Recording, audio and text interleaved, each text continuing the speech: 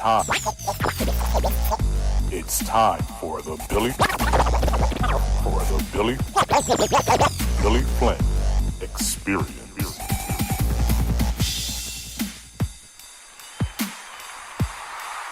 Thank you for joining me once again for another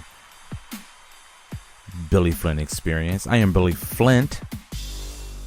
Thank you so much for joining me tonight. It is the nighttime, it's evening, nighttime here in Germany. You're coming live here from Germany. And as the title of the show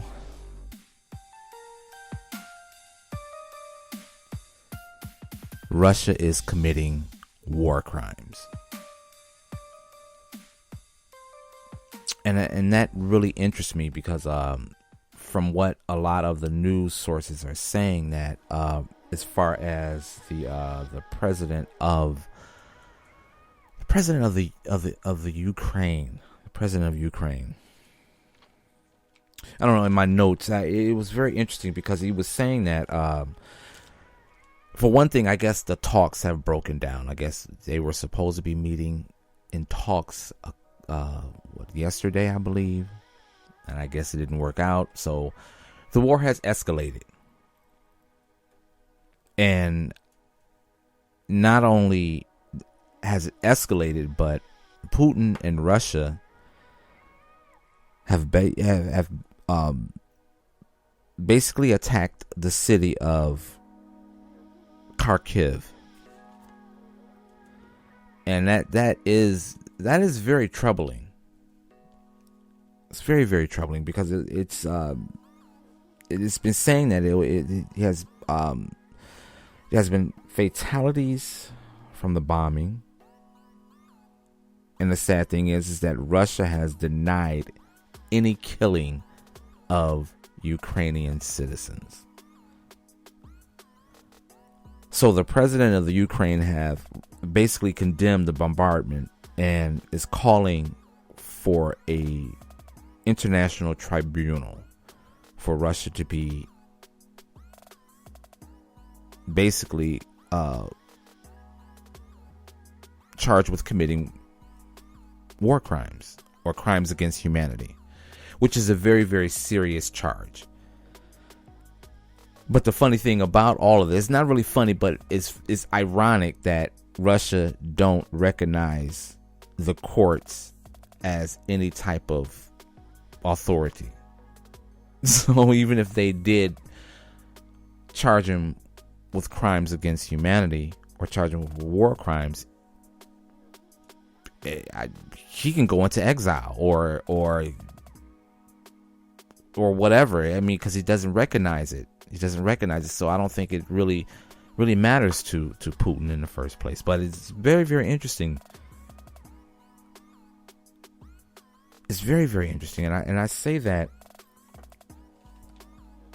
because not only are the citizens of the Ukraine are being affected, but it's also the citizens of Russia too, because you have a split faction in Russia. You have majority of their citizens against this war. Then you have a small percentage of people, of course, are going to back Putin and his decision on what he's doing with the Ukraine by proving a point. And I'm thinking to myself, what point is he trying to prove? That's really that gets to me every time I think about it. But some of the news that I was reading earlier today, and it was saying that from the missiles and rockets that were hitting the central heart of Ukraine, which is the second largest city in the Ukraine, and the officials have said that there's citizens that have died. And they basically said it was a cruel attack. So it says that at least 10 people were killed and 35 more were injured. The attack came as a Ukrainian president said that Russia will be taken to the international tribunals. and hopefully charged with committing war crimes. And it's like they even and the interesting thing is that we're living in a time now where everything is being recorded. So you don't necessarily have to have a news team out, tracking what's going on in these conflict zones or the conflicts with other countries, with countries fighting other countries. You don't have to have a newscast or a news team. You got citizens. And they're saying that there's video footage showing missiles hitting local government buildings and exploding, causing massive fireballs and blowing out windows of the surrounding buildings. All this is being captured. And it says that Kharkiv have been bombed heavily for days.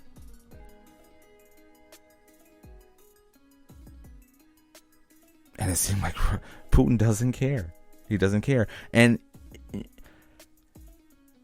there's an argument on both sides. There's a crazy argument on both sides, because you have people, like I said, that is supporting what Putin is doing, because ultimately the Ukraine it's supposed to be a part of Russia. And for those that don't know, of course, Russia basically started in Kyiv. That's where Russia started. It started in the Ukraine. So, as Kiev wants to, or not Kiev, but as Ukraine wants to be noticed as a sovereign country, a sovereign nation. And that's where the problem comes in, because Putin doesn't want that to take place. He wants Ukraine to be a part of the Federation of Russia. So it's a game being played with the NATO nations and the NATO countries alongside with Ukraine and then Russia. But say what you say, or say what you will, I don't find what Putin is doing is horrible, yes, but I don't find it any different than any other country's leader throughout history. I mean, hell, George Bush, President of America, President of the United States, went to war with Iraq.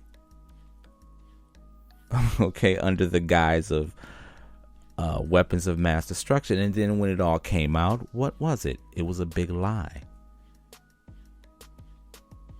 But it still happened, and millions of innocent Iraqi people died within the whole course of the war.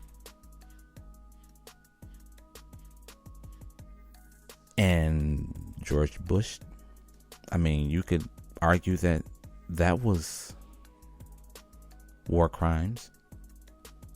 But, I digress. But like I said, it's no different than any other world leader. No matter what country you pick a time period from. With Italy, Mussolini, with Ethiopia. Same thing. And it just seems as though all of the most powerful nations have this desire to take on a smaller country. So it's really no different. It's no different. What Putin is doing, he's doing what every maniacal psychopathic leader would do. Pick a smaller country and go to war with it. And like I said, we're living in a different time now where everything is being recorded. The news is readily in our face if we want to research The only thing that we have to be careful of is the fake news, which a lot of it is out there. A lot of video footage, which is the wrong video footage of war, but it's being posted as Russia and the Ukrainian war, but it's not. So you have to be very, very careful with news sources. And what I try to do is I try to read from reputable news outlets. I stay off of social media. I just don't even go on social media. So I try to stick with news sources that are reputable, and that's where I get my information from. And then, of course, some people I know personally who are from Russia and people that are from the Ukraine, and I ask them what is their take, and I try to learn from them as they explain me a little about their history and about their culture, and it gives me a little bit more insight to understand the geopolitics that's going on with this war. So that's what I do to try to stay on top of news, or on top of the correct news, and stay away from the fake news, because there's a lot of it out there.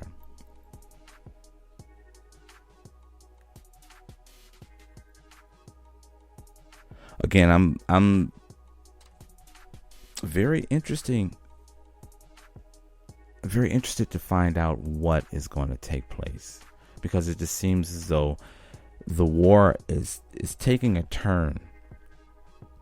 You know, the most craziest thing that I found out was that Germany have finally decided that they were going to send Ukraine munitions or equipment to help them with the war against Russia. Germany wanted to stay out of it, and they said they weren't going to do it, but the president or the chancellor here in Germany decided that, okay, I will send equipment. And I think it was, as far as from what I know, Germany has always relied on Russia for its energy source. You know, it's oil. And Germany has at least 52% of oil comes from Russia into Germany. So I can understand why the president or the chancellor wanted to stay out of this and not, I don't know, kind of ruffle feathers, because Russia can cut off the siphon of oil, of energy that Germany needs. And of course, those that know anything about the politics over here in Europe, Germany is basically propping up other countries, because Germany is a top earning as far as exports is concerned.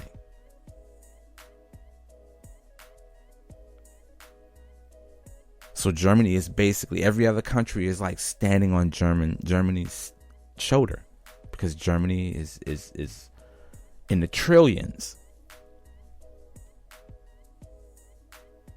So I know that now, yeah, the president wanted to stay out of it. The chancellor wanted to stay. Germany's chancellor wanted to stay out of this, but I guess he finally broke from pressure and decided that he was going to help out.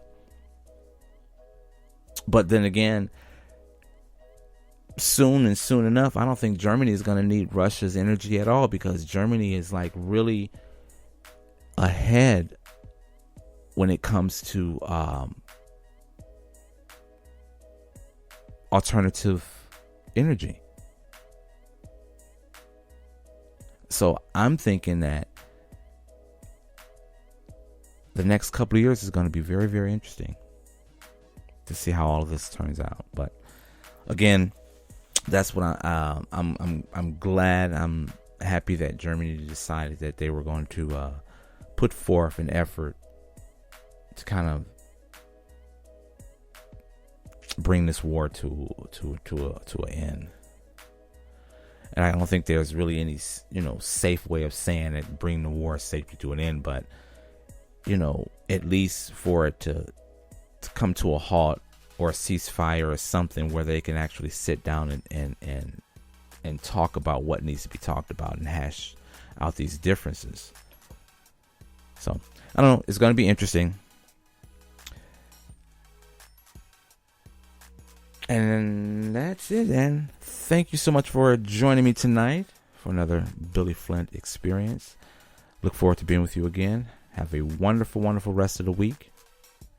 And we will chat again later.